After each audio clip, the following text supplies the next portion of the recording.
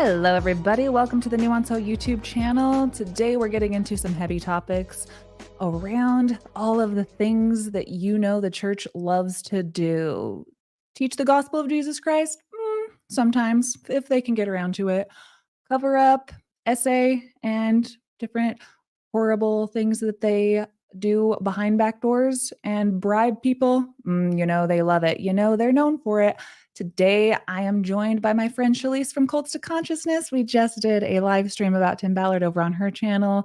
Hopefully, a lot of you are joining us over there and jumped over here. And if you just started here, when you're done, jump over there and watch our breakdown of all of the newest information on Tim Ballard over there. So Shelise has been kind enough to come on my channel and help me break down a lot of the news that is really heart-wrenching and disgusting that has broken lately on these cover-ups around SA and all the abuse the church is known for. So welcome, Shelise. Shelise to the channel.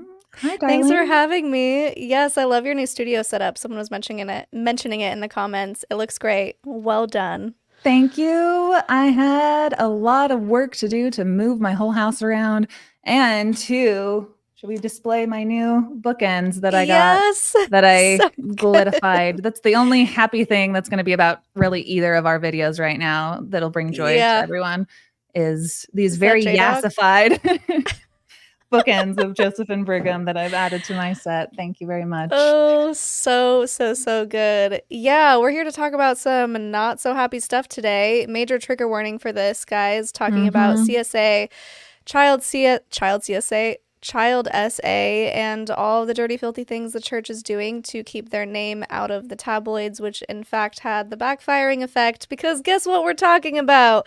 The ways that they tried to cover it up. So we have a lot to talk about. As Kara just mentioned, we just came from our channel where we went into depth about some updates with Tim Ballard. So if you're interested in that topic, I know Kara has covered it here extensively and she's doing an incredible job. If you want a few more updates, you can go over to my channel after this if you didn't already come from there. And if you did, hi, welcome. Thanks for coming. Okay, so should I just dive into this? Yeah, there's been a lot of kind of new bombshells, new recordings, new things that have come out. And I know that you've covered like 5 different ones. So many different investigations and reports that have gone on. So what would you say is one of the newer things that has broken that people may not be aware of quite yet if they haven't followed the news?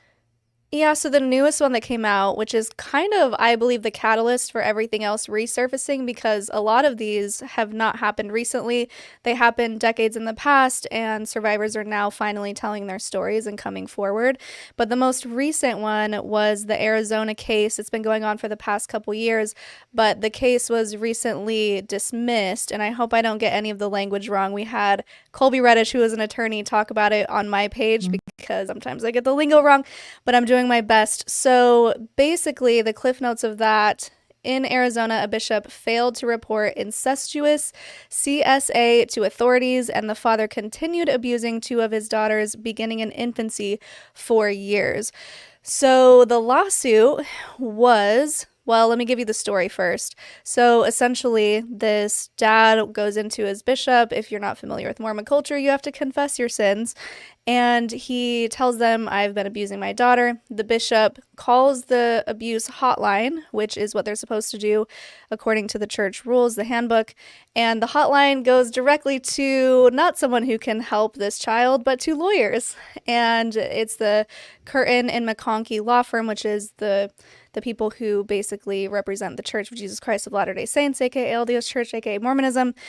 And they said, under no circumstances are you to report this. They didn't say you have the option to, you don't have to, because in Arizona, they're not a mandatory reporting state.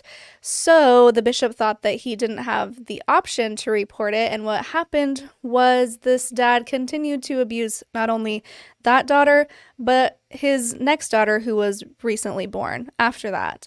The only reason he was caught was because someone from Homeland Security way over on the other side of the world, is either Australia or New Zealand, I can't remember which one, found videos that this dad had put online abusing these children and traced it back and then Disgusting. it came out. So because the bishop didn't report it, of course, now we know he went on to abuse his other daughter. So they were suing the church for not doing anything about it. And the church was happy that the case was dropped because they're not a mandatory reporting state. So they're like, well, we just followed the law. We didn't have to report it, which is not the point. The point is you should, whether you're legally obligated to or not. And to make matters worse, we find out that the Mormon Church, Jehovah's Witnesses, and the Catholic Church were all lobbying, spending money to make it so the law stayed the same because they don't want to have to report child abuse to authorities. So that's the major one that just happened. And now a lot of things are coming out like, okay, what are some other ways the church has tried to cover this up or really just protect the reputation instead of the children? Everything is about good PR and not actually serving the best interest of the children and Yeah. victims, right? I Yeah. just wanted to also add for this live stream, yes, we are live. It also helps the channel out a lot. Any super chats that you want to donate on YouTube right now are totally welcome. That helps tremendously. Yes. And if you have anything you want to ask or say to me and Shelise right now, go ahead and leave a super chat and I'll try to throw it up on screen. So that is some heart-wrenching stuff. As we know, there are some states that are mandatory reporters and some states that aren't. And as you mentioned in your video on your channel, that what Jehovah's Witnesses, Catholic Church, and the Mormon Church really suspicious because all of them have fought against wanting to have states be mandatory reporters, correct? Like Mhm. that tells you a lot of the things that you need to know. Mhm. So, anything else that from your reports and investigations that you want to say about what you know, how the church has fought against being mandatory reporters and what that kind of looks like? Like, even in California, where they're supposed to be mandatory reporters and they Right. still try to circumvent that. Yeah, so actually, there's a case that I wanted to talk about from California. And essentially, what happened is the church allegedly fostered and encouraged the silence and the cover up of CSA, including that of a 3-year-old girl. So, what happened in this case, this was all, I'm going over cases that are in an article in the Daily Mail by Miles Dilworth. He's actually put me in contact with some of these people, and we are doing interviews with them releasing soon. But I just wanted to let you know that's where I'm getting this information from. Kara's going to have the link. She can post it so you guys can read through all of the details if you'd like. So, this case in California, a 12-year-old boy was assaulting allegedly multiple children. The bishop knew about it because the boy, the perpetrator's father, went and told the bishop. But none of the parents were alerted to what was going on. And then when the parents of a 3-year-old girl found out that that their daughter was one of the victims, of course they were outraged because this could have been prevented. This 12-year-old boy was still allowed to go to youth activities, be around other kids. Nothing was done. Nothing was reported to the authorities. And the church said, well, even though California is a mandatory reporting state, the church said, well, the dad is the one who let us know the information wasn't obtained during a confession, as in the 12-year-old boy didn't come and confess his sins, so it doesn't really count. So now they're using that as a loophole, the opposite of saying, well, we don't have to report it because it wasn't gathered during a confession. So really disgusting. And what makes this even worse, the only reason that the church finally notified the authorities of this was because the parents of the 3-year-old were so vocal on social media, but it took them 71 days, I believe it was, to actually report it only because their name was getting dragged through the mud in public.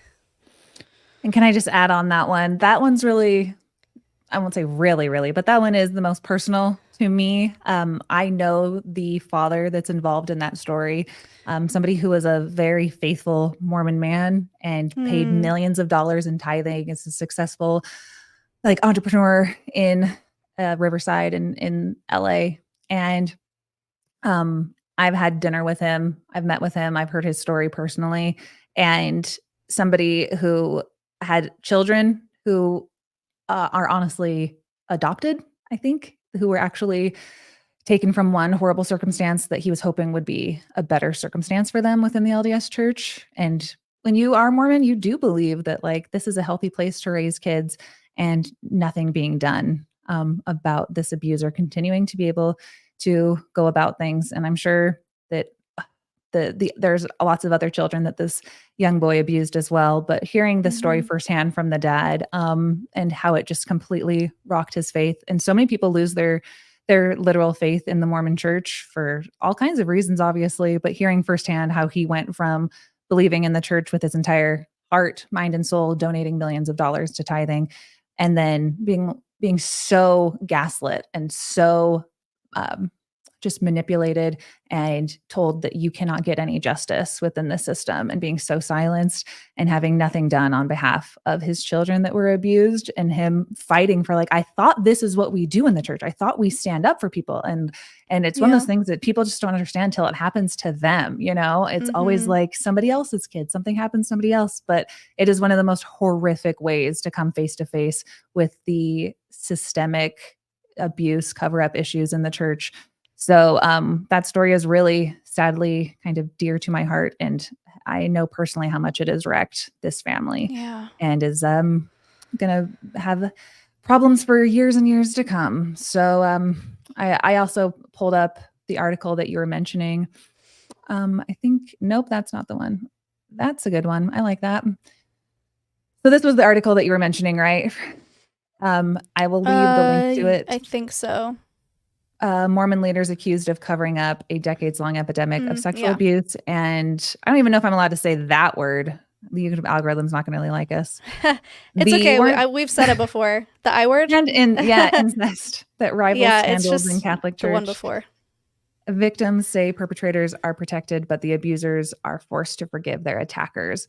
Um, Mhm. it was the kind of article that you were mentioning as well, right? Yeah. Yeah. Okay.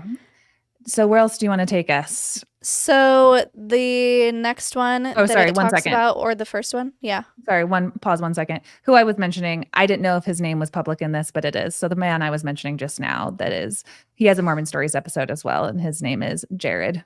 Right here. This is him and his wife. They have a Mormon Stories episode as well, about Oh, their they children do. who were adopted, who were abused by this boy that was allowed to continue to abuse other people, as you mentioned. So check out that Mormon Stories episode. I'll try to link it after this airs.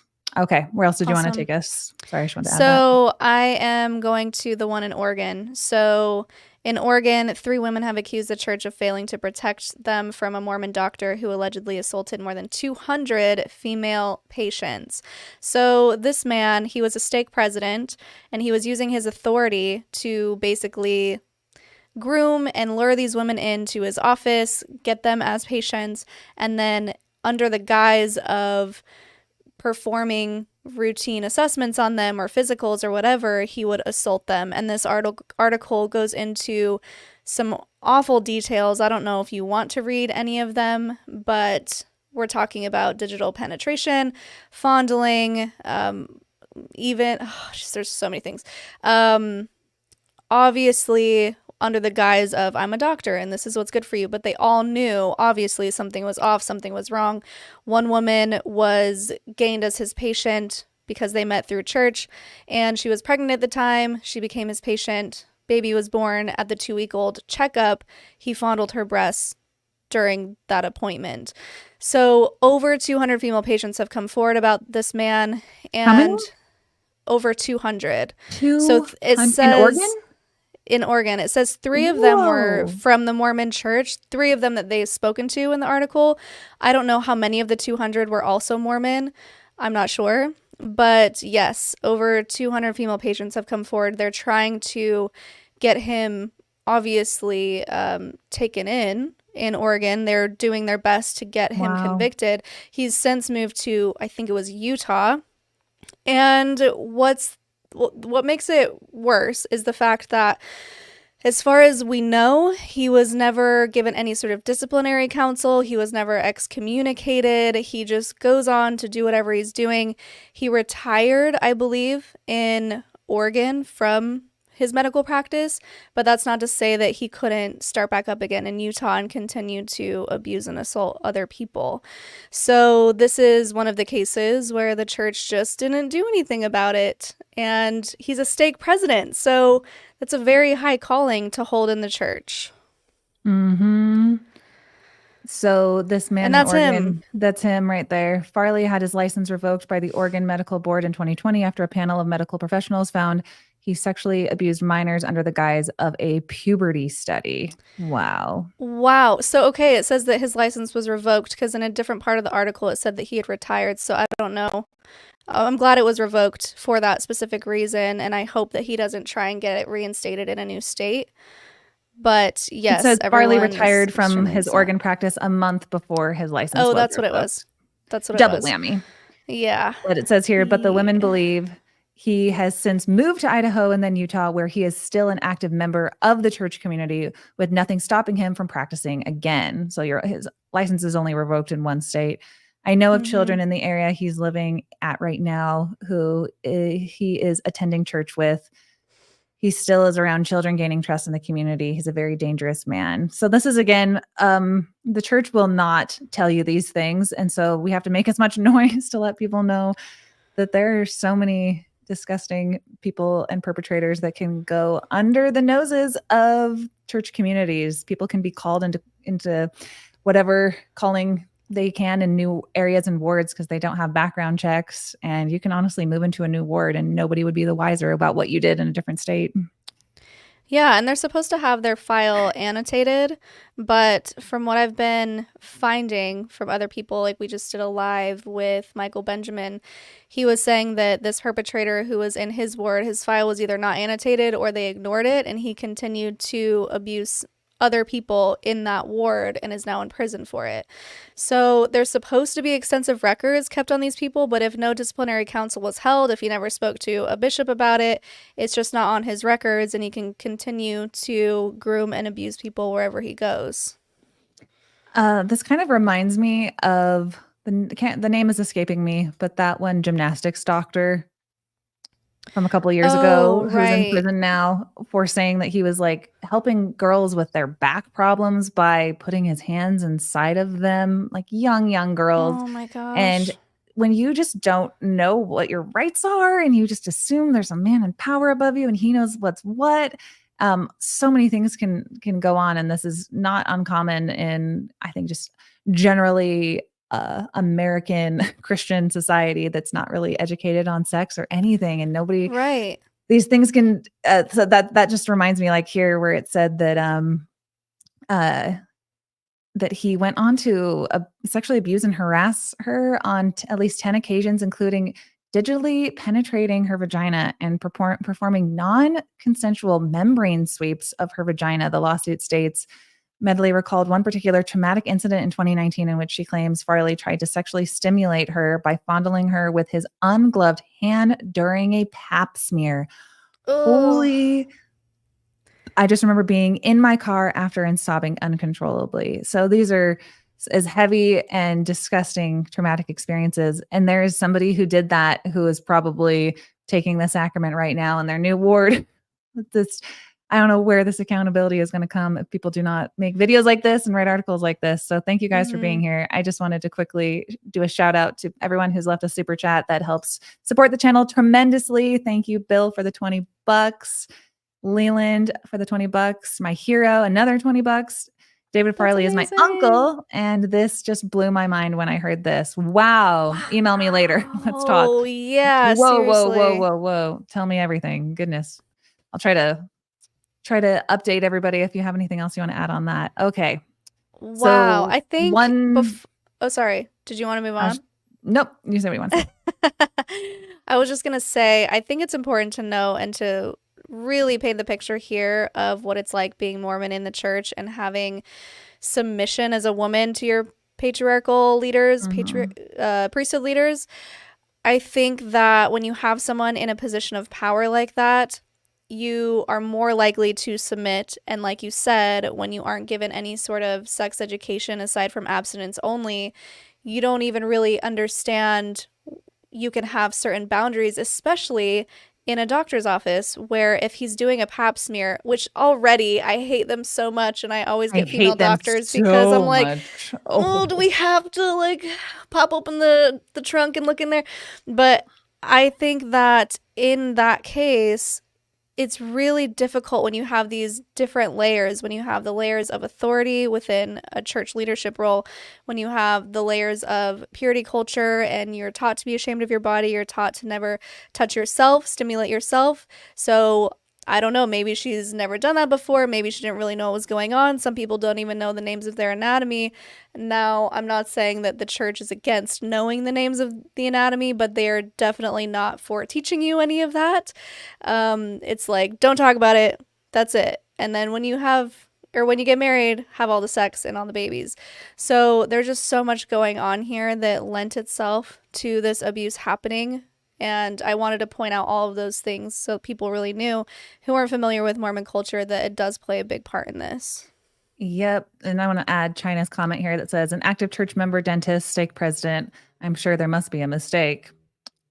There's Right. a lot of people in positions of power where you just kind of outsource what your intuition would tell you would be good for you to somebody else who will take that intuition and misuse it and tell you that you are going to do as they say now. And Mm-hmm. that's the entire problem with religion and all kinds of different cult mentalities, guys. Yeah, it's just really sad and unfortunate. Thank you guys. I also wanted to add Leland, is that who we were talking to? Yes, interview. Leland, message me, email me later. My email's down below if you want to have an interview on my channel. Especially, I'm stealing the old Mormon Stories Cults to Consciousness brand. I'm gonna start doing more in-person interviews. I have a studio set up right over there as well, if you're in Utah. Awesome. So That's great. rivals, but I do not No. handle this kind of stuff as well as you do. Just the Tim Ballard stuff that's come up has triggered so much shit in my own life where Mm, I'm like, I need to take several breaks from how disheartening all of this information is. It's tough. It's tough, tough, tough. yeah. So, Yeah, okay. it's a lot to talk about. So, okay, the next one.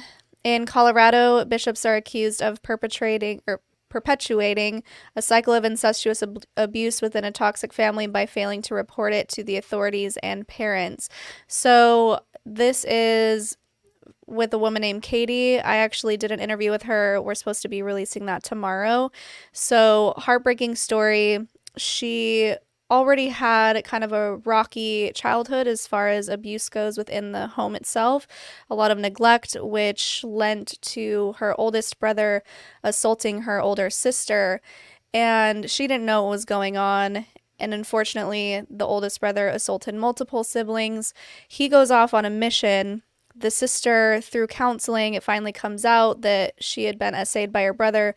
She tells the bishop about it, and the bishop says, we're going to keep this a secret because it would be too embarrassing to bring a missionary home early and have him met with police.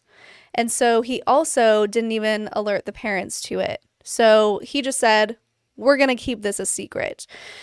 So later it comes out what had happened, and the heart of this story is that the abuse within the family could have been stopped because during this time the next brother started assaulting Katie. And My so gosh. the abuse kept going because they were all just in this cycle and were not getting help, and the parents didn't know about it. When the parents did finally find out about it, the dad was extremely vocal, went straight to the top of the church, said, you are accountable for this. This is not okay. And the church, I will give them credit, did pay for some services for Mm-hmm. therapy for these kids. And what happened was, after a while, they're like, you guys are getting too expensive. We're cutting you off. Here's a check. And just gave them Mm-hmm. $150,000 to basically say, we don't want to be accountable anymore. This is enough. So there's that. So they Yeah. try to cover it Let up, me just add in secrets. here Yeah, that go ahead. I just wanted to say I have pulled up on screen that the church paid out $150,000 and that was settled privately. However, the church did not report the abuse. At no point Right. did they report the abuse to the authorities. So that's basically like hush money when the right thing to do is make sure that the law is involved so that this goes on somebody's record. Yeah. When you commit a like rob a 7-Eleven, that's on your record forever. But people who abuse their own children or their own siblings and commit these heinous acts that go on within families and within the church, those those will never get stopped if they're not reported to the authorities. But continue. Yeah. So, what we were talking about in her interview was she believes that her family is a big reason that they instated the hotline in 1995. And I think it's because they didn't want to keep hemorrhaging money for bishops who weren't reporting this abuse and having to pay. She thinks that they paid almost $2 million in fees for their therapy. So, this hotline gets created, and her family were like, okay, great, they're trying to make a change, they're trying to do better. And then when she found out that this hotline just goes to the attorneys and that they're Mhm. not there to help the kids or to provide extra support, it was really upsetting to her, especially because in the case of Arizona, the first one that we started with, it just surfaced and came out. She was upset to hear that the attorneys from the hotline told the bishop, do not report, not you have the option to. It was don't report anything. And so she's like, what's the point of the hotline if nothing is being done to actually help these kids? And what is the point of somebody was mentioning earlier in the chat? It's not a hotline, it's a helpline for the church itself to help For legal them services. for Yeah. legal services of and I'm sure we could pull up the clip right now, but I have it memorized anyway of Elder Oaks of the Quorum of the 12 Apostles, First Presidency, Elder Oaks making a training video for bishops saying, use the hotline when you are coming face to face with somebody reporting abuse, and we will tell you what to do and what the church's legal implications are, which is usually to just call up Curtin McConkie and tell the bishop to keep everything secret and on the down low, not anything that would actually get the authorities involved. And, you know, they don't want that media circus. Mm-hmm. Yeah. So this is the last one, which is, let me make sure I have the right one up. In Utah, ecclesiastical leaders allegedly failed to act on reports of a member of the church abusing a young girl, leaving the perpetrator free to essay another woman in 2014. So I believe this person was about 10 years old when she was abused. They did go to the bishop, her and her mother, and the bishop said, absolutely do not report it to authorities. So the bishop told them not to get the law involved. And remember, they are under the umbrella of the patriarchy, under the umbrella of priesthood leaders. They were supposed to do what they were told, so they didn't report it. And because of that, well, not because of that, but also this man went on to abuse somebody else and is now in prison with 2 life sentences. And so, of course, they are extremely upset. Upset that the church didn't give them better advice, upset that the church didn't report it themselves because it could have prevented someone else from being abused. Insane. So disheartening. Yeah, it's And like a lot of deep breaths for that one. do you mind if I read a super chat right now No, from Kate please. Friend? That's $30. Thank you so much. That really does help some tremendously on keeping this channel sustainable. Thank you. I am glad you guys are adding your attention and insight to this issue. I am a convert to the RC Church. Do you know what that is? I'm not Mm-mm. sure. You'll have to explain more. RC Church 2010. Watched my chosen church go through a moral and practical reckoning. I know you have a word limit, so I know this isn't your fault. If the LDS church wants to survive, they must do similar. Right. Like I've been thinking about that a lot, that some, at least the Catholic Church has said like a couple things. Not that I don't think any major reforms have been made, but the church, have they really done anything to acknowledge that this is going on? They just are on the Barbara Streisand effect, where if they think if they ignore it, and they don't bring attention to it, it'll just go away. But Yeah. I mean, Well, you Google because Mormon church and people are finding videos like this. What are they going to do? yeah, that's the thing. If they were to acknowledge something was going on, that makes it public, and that's their biggest fear. They don't want their members to know that this is going on within their wards, which is why Roman even Catholic. when things happen That's within disgusting. certain wards, they don't, oh, Roman Catholic, they don't even alert the ward members, like Colby Reddish's story, where there was someone offending in their ward. I believe, I hope I don't get the details wrong. And Colby was like, hey, we need to tell people in the ward that this is happening. And they were like, shh, no, we don't. Yes, you do need to tell people. They need to be aware of who their children are going to church with. The Colby Regis story is one of my all-time favorites. I was there for his interview at Mormon Stories, and what an absolute powerhouse of a couple, just standing up for what's right, Yes. regardless of the people in their ward saying like, "You're making a big deal out of this. So what if our bishop, uh, you know, assaulted his kids at one point?" It's like, no, actually, that is a big deal. And I think we should Yeah. all be aware of that. I'm not, it's always like one of those things. It's like one of us is taking crazy pills. I know that I'm not the crazy person when you can't go above and beyond by standing up for kids when there's a perpetrator in your midst. You really can't Mm-hmm. go too hard on that. You can Mm-hmm. bang that drum and everybody else will say that's a drum that needs to be banged. But it's really, yeah, disgusting and disheartening the way that Colby Reddish and his wife were cast out of their ward for trying to bring attention to that. It's just like, Yeah. what kind of mind virus you guys got in there, you know? Colby's amazing. Um, We have him on frequently because he's like our resident Mormon attorney, and he talks about things so eloquently and puts them out so mhm. clearly. I want a And resident Mormon attorney, man. you can borrow him. He's great. And yeah, we're going live with him again in a few days to talk about another case. But along those lines of people speaking up within the ward, the one that we just covered yesterday with Michael Benjamin, where he was trying to alert ward members about this perpetrator within their midst, and he actually was the one who was punished. They took his callings away. He was a ward chorister, and they said, well, we can't have someone like you standing up in front of the church. Mm-mm. Just because he was being vocal about, hey, this is going on and this needs to be talked about. And he mentioned in our live yesterday that the church attorneys actually wrote up some affidavits to defend the perpetrator in court. Make that make sense. It just, Wait, none they of did it. what? Yes, they were trying to help the perpetrator in court. Help them exactly how? Like I by writing affidavits, I don't know all of the details of what that entailed, but the stake president and the bishop both wrote something for this perpetrator, and he found out that those were drafted by Curtin and McConkie. I know too much about your problems, Mormon Church.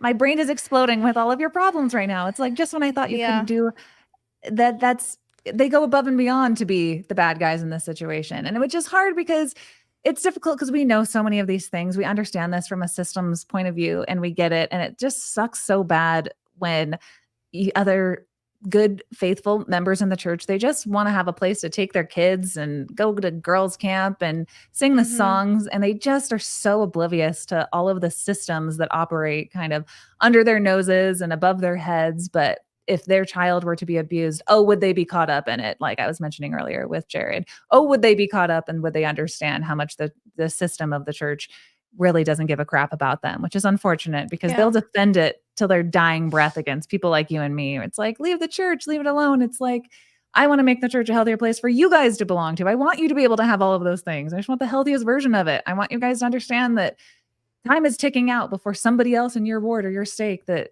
they get caught up in some other dentist who thinks he's above the law and can abuse women and children and not get caught because of, I mean, what's Mm-hmm. gone on already previous. It's just the time feels like it's just running out until Mormons realize like protect your kids, educate them on what perpetrators look like. It's not the scary bad guys that are like Tim Ballard out telling them that they are going to be kidnapped and taken to Mexico. I'm like, the people are sometimes the most trustworthy people in